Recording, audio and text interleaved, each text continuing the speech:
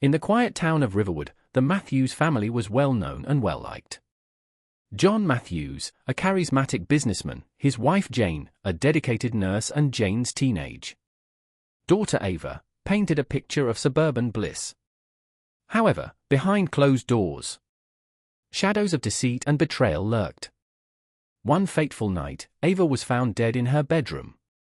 In the town's illusion of peace shattered. Detective David Hunter, a seasoned investigator with a reputation for solving the toughest cases, was called to the scene. As he surveyed the Matthews home, he could sense the undercurrent of tension.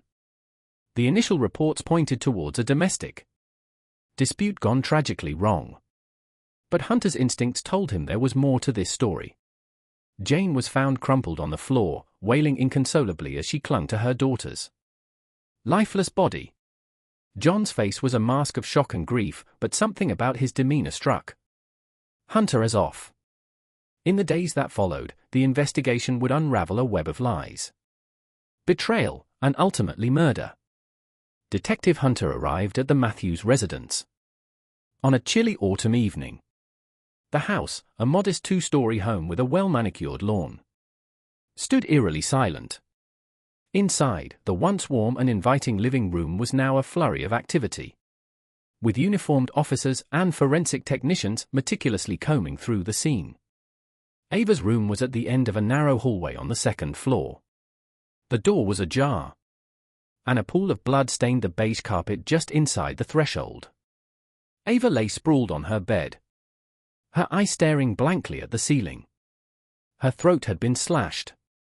A brutal end to a young life filled with promise. Hunter's gaze moved around the room, noting the signs of a struggle. The nightstand was overturned, and a lamp lay shattered on the floor. He turned to the forensic officer. "What have we got?" The officer, a young woman named Carlo, responded. "It's a mess. 2 signs of forced entry, and no murder weapon yet. Looks like she fought back, though." Downstairs, Jane Matthews sat on the couch, her face pale and tear-streaked. John hovered nearby, his arm around her shoulders. Jane's eyes were hollow, and she clung to John as if he were a lifeline. Hunter approached them, his voice gentle but firm. "Mrs. Matthews, can you tell me what happened?" Jane's voice trembled as she spoke. "I came home from work and found her like this. I didn't hear anything. I didn't see anything. How could this happen?" John tightened his grip on her shoulder, his face a mixture of sorrow and anger. "We're going to find out who did this, Jane. I promise." Hunter studied John's face. Noting the intensity in his eyes, he turned to his partner, Officer Johnson, who was taking notes nearby. "Get statements from the neighbors. See if anyone saw or heard anything unusual." As the investigation continued into the night, Hunter's mind raced with questions. Who could have wanted Ava dead? Was it a random act of violence, or something more personal? The answers would come, but not without unearthing the dark secrets that lay hidden within the Matthews family. The Matthews family had lived in Riverwood for over a decade. John Matthews, a successful entrepreneur, owned a small chain of hardware stores. His business acumen and charm made him a respected figure in the community. Jane, his wife, was a nurse at the local hospital, known for her kindness and dedication. Ava, Jane's daughter from a previous marriage, was a bright and outgoing teenager, excelling in both academics and extracurricular activities. John and Jane's marriage appeared strong from the outside. They were often seen at community events, always together, always smiling. But behind the facade, their relationship was strained. John was often away on business trips, and Jane's demanding job left little time for family. Ava, caught in the middle, struggled with feelings of abandonment and longing for a stable family life. Ava's relationship with John was complicated. She admired his success and charm, but resented his frequent absences and the way he seemed to dominate her mother's attention. Their interactions were often tense, with Ava pushing back against John's authority. Despite this, she confided in her friends that she wished she could have a closer bond with him. Jane's love for Ava was undeniable, but their relationship was not without its challenges. As Ava entered her teenage years, the typical mother-daughter conflicts arose, exacerbated by Jane's long hours at work. Despite their disagreements, Jane was fiercely protective of Ava, always striving to provide her with the best opportunities. The Matthews neighbors. The Carters were a significant presence in their lives. Lisa Carter, a vibrant woman with a magnetic personality, often visited Jane.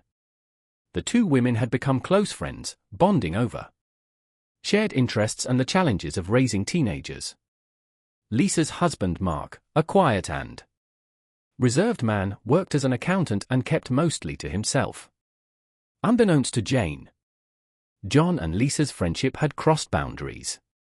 Their affair began innocently enough, with casual conversations and shared drinks. But as John's discontent with his marriage grew, so did his attraction to Lisa. They found solace in each other's company, their clandestine meetings becoming more frequent and more intense.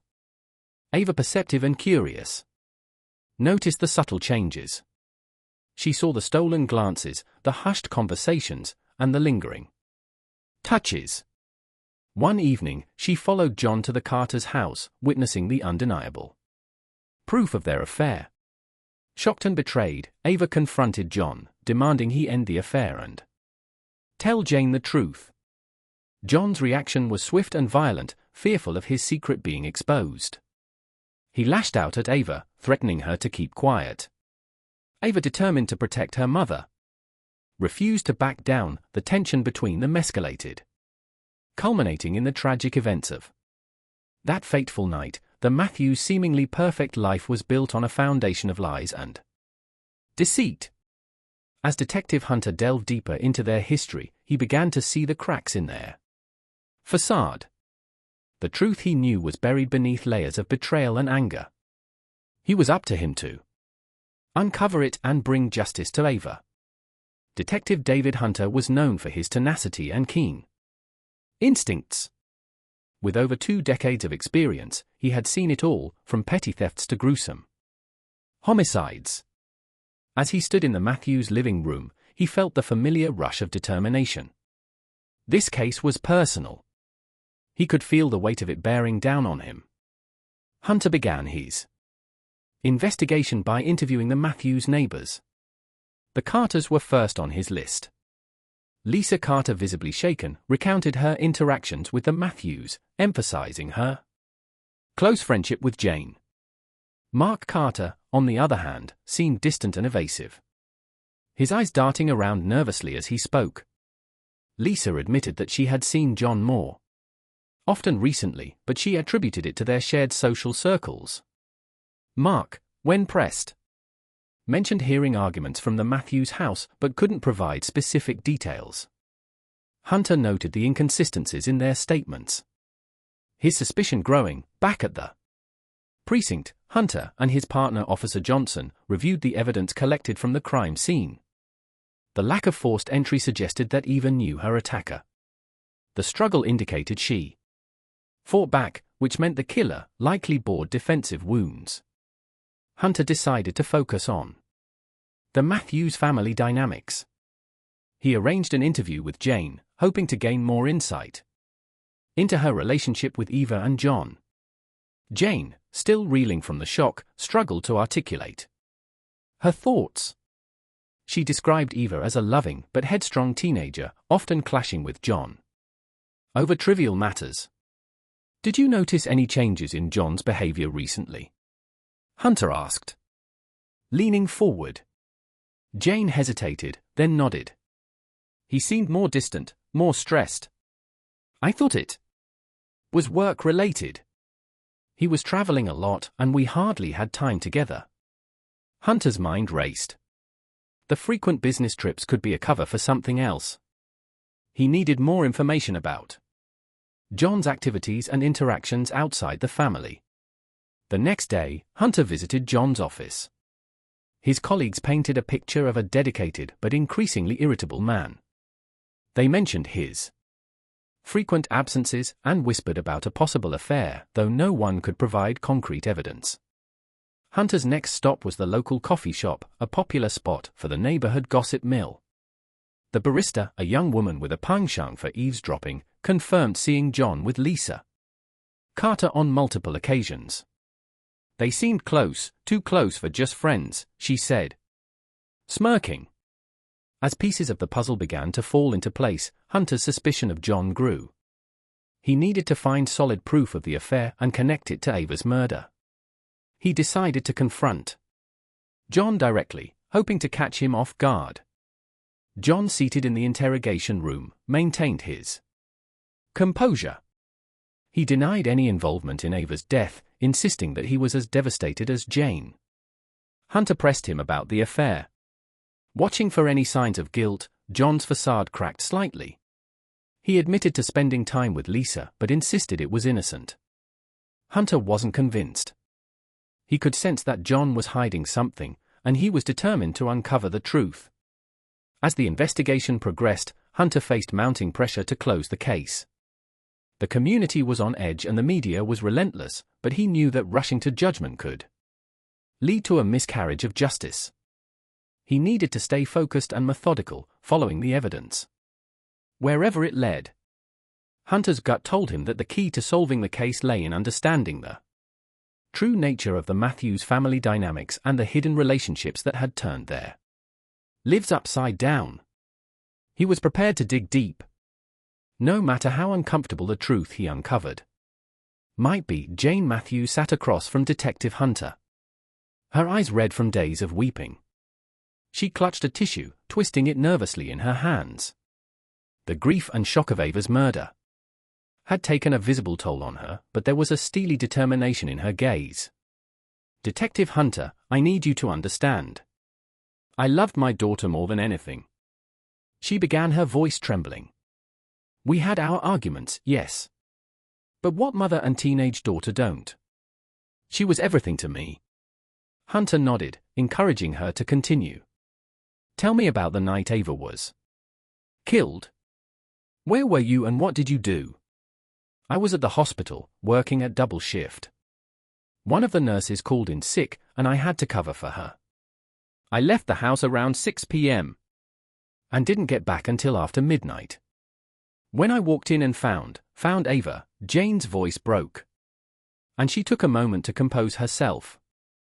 Did you notice anything unusual when you came home? Hunter asked gently. Jane shook her head.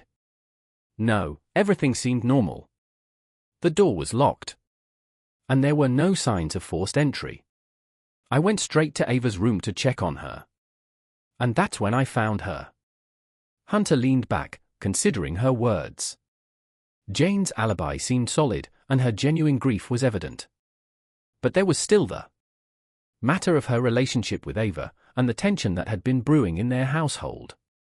Jane, I've spoken with some of your neighbors and colleagues.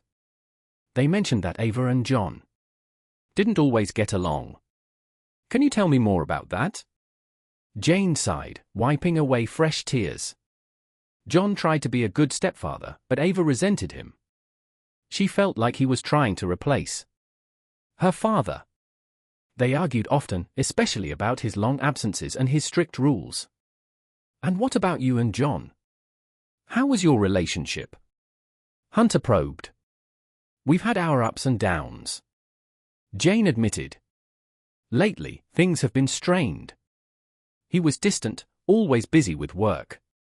I suspected something was wrong, but I never imagined it would lead to this.